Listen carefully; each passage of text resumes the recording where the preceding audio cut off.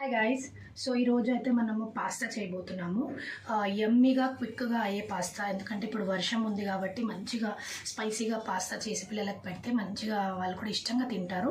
So వెళ్ళి మనం first అయితే పాస్తా చేసుకున్నాం.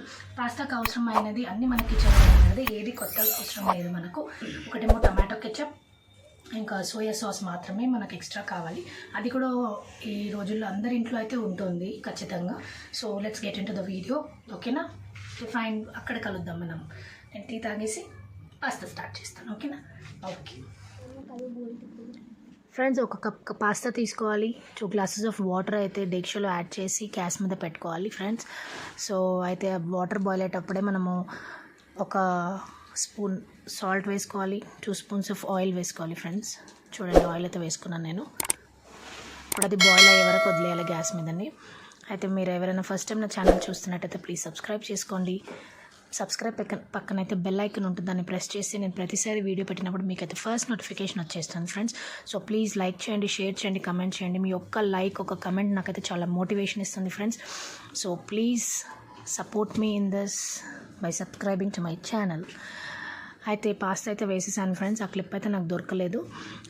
పాస్తా వేసేసినాక మంచిగా ఇట్లా బబుల్స్ వచ్చి బాయిల్ అవుతుంది వాటర్ అయితే. సో మంచిగా 75% అయితే కుక్ అవ్వాలి ఫ్రెండ్స్. సో 75% పాస్తా కుక్ అయినాక ఒక జాలి గిన్నెలు అయితే తీసుకోవాలి మనం. అది అట్లా తీసుకొని మనమైతే కోల్డ్ వాటర్తో వాష్ చేయాలి.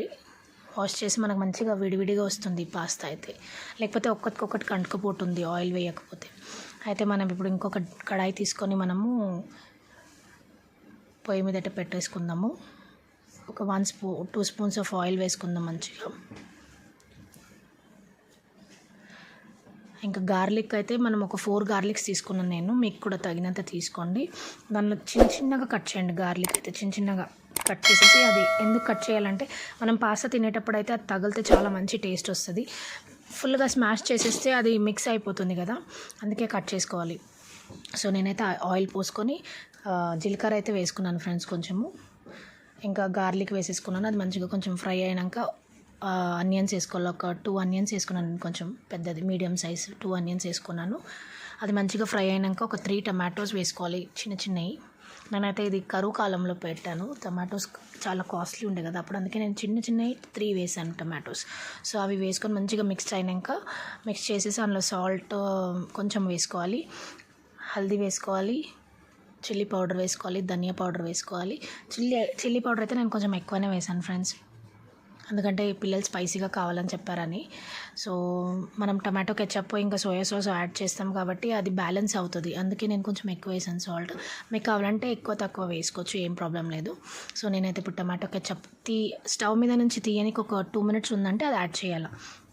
సో టమాటా కెచప్ యాడ్ చేసుకొని సోయా సాస్ ఒక స్పూన్, అది ఒక స్పూన్ యాడ్ చేసుకొని మంచిగా మిక్స్ చేసి ఒక 2 మినిట్స్ అయినాక అయితే గ్యాస్ ఆఫ్ చేసి పక్కకు తీసుకుందాం మనం. మంచిగా మిక్స్ అయితే చేయాలి, అన్నిటికీ అది తగలాలి సాస్ అనేది.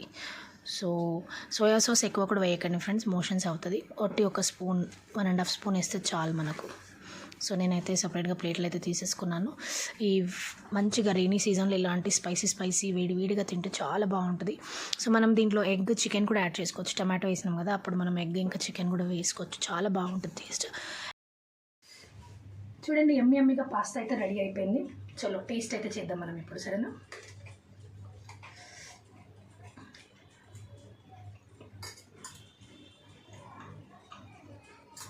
చాలా మంచిగా వచ్చిందండి, స్పైసీగా. చూడండి కలర్ అయితే ఎంత బాగుందో. సాస్ యాడ్ చేయడం వల్ల మనకైతే కలర్ కూడా వస్తుంది, పిల్లలకు అట్రాక్టివ్గా ఉంటుంది. సో ఇది రోజు పెట్టాలని కాదు, కానీ ఎప్పుడైనా ఇట్లా వర్షం వచ్చినప్పుడు మంచిగా వాళ్ళకి స్నాక్ ఐటమ్ లాగా, లేకపోతే బ్రేక్ఫాస్ట్ కూడా ఇది చేసి మనము. సో దీనిలో మనము చికెన్ యాడ్ చేసుకోవచ్చు, ఇంకా మనము ఎగ్ యాడ్ చేసుకోవచ్చు. సేమ్ ఎలా చేస్తున్నామో అలానే.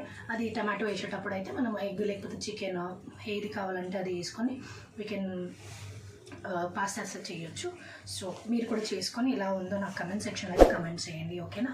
నేనైతే ఇది మా పిల్లలకి సర్వ్ చేసి నేను కూడా ఈ పాస్తా అయితే ఎంజాయ్ చేస్తాను. చలో take care, bye. Until then, we'll meet in the next vlog.